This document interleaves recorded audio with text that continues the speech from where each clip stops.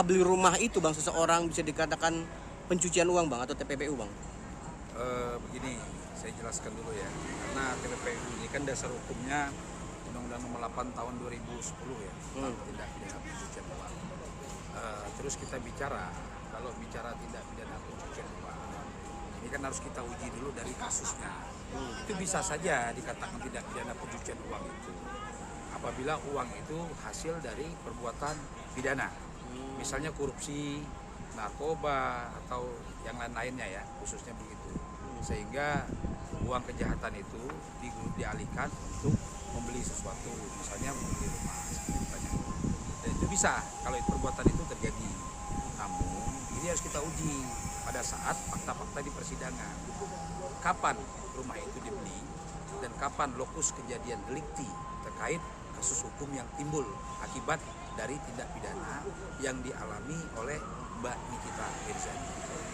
Berarti ditelusuri dulu dari mana datangnya duit itu? Iya. Kan kita mengacu dengan dasar hukum yang saya sampaikan tadi ya, jelas sekali. Kita tidak boleh menuduh, kita tetap mengacu kepada azas praduga tak bersalah selama belum ada putusan inkrah. Ya. Oke, dari kacamata abang sebagai praktisi hukum ya, kalau dari Nikita ini apa bang? Apakah benar-benar duitnya ya kalau sudah berlanjut nih sidang nih, katanya benar awalnya memang pemerasan, lalu 4 miliar, 2 miliar dipegang, 2 miliar lagi untuk beli rumah. Nah, kalau abang melihat ini masuk dong bang ke pencucian uang bang? Ya begini, selama tindak pidana yang dilakukan oleh Mbak Nikita Mirzani ini, ya, misalnya memang uang itu masuk, berarti kan masuk ke pemerasannya ya, untuk kasus pemerasannya ya, ini yang kita inginkan.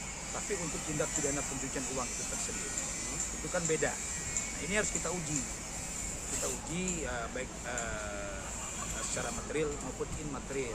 Nah, ini tugas siapa? Tugas pihak kejaksaan dalam dakwaannya untuk melakukan tuntutannya itu, apakah memang tuntutan itu bisa dia buktikan secara hukum, baik secara fakta-fakta di persidangan, secara de jure-nya, secara de facto-nya, apakah bisa dia buktiin memang ini ada pelanggaran yang dilakukan oleh Nikita Mirzani terkait tindak pidana pencucian uang.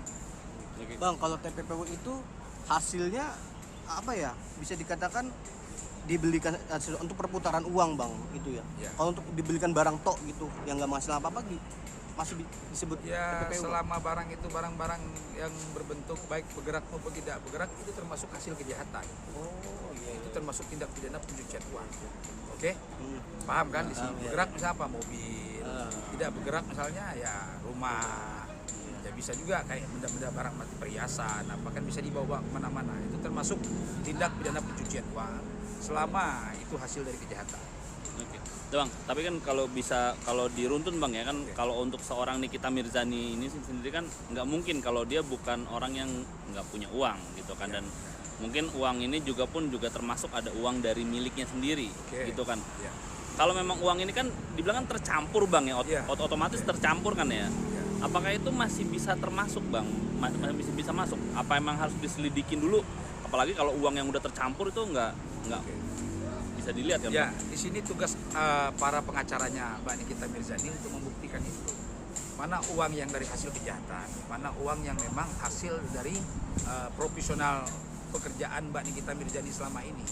Artinya begini, uang yang kejahatan itu pun itu bisa jadi tindak pidana. Tapi uang yang hasil kerja sendiri yang bukan hasil dari pidana itu tidak bisa dijadikan pidana. Makanya di sini saran saya para pengacara dari Mbak Nikita Mirzani harus bisa membuktikan itu, mematahkan dakwaan jaksa maupun tuntutan jaksa. Tapi dari JPU sendiri kan menghadirkan saksi dari BCA. Oke. Apakah itu boleh dilihat semua?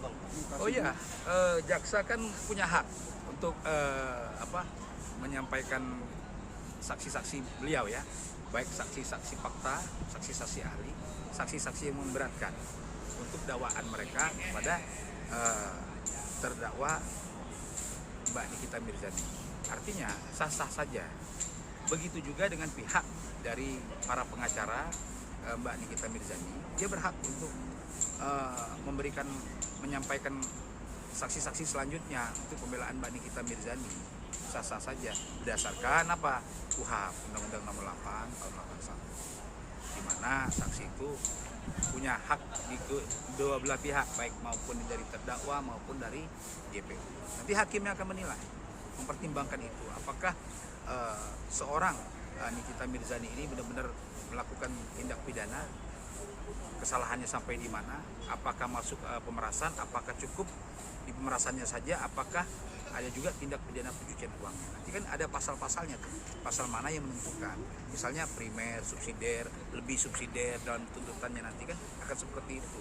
Tugas lawyernya mematahkan dari tuntutan ini agar pembuktian nanti apakah betul seorang Mbak NM ini, Nikita Mirzani ini bersalah atau tidak. Nanti hakim yang memutuskan. Hakim pun memutuskan itu berdasarkan kekuasaan kehakiman.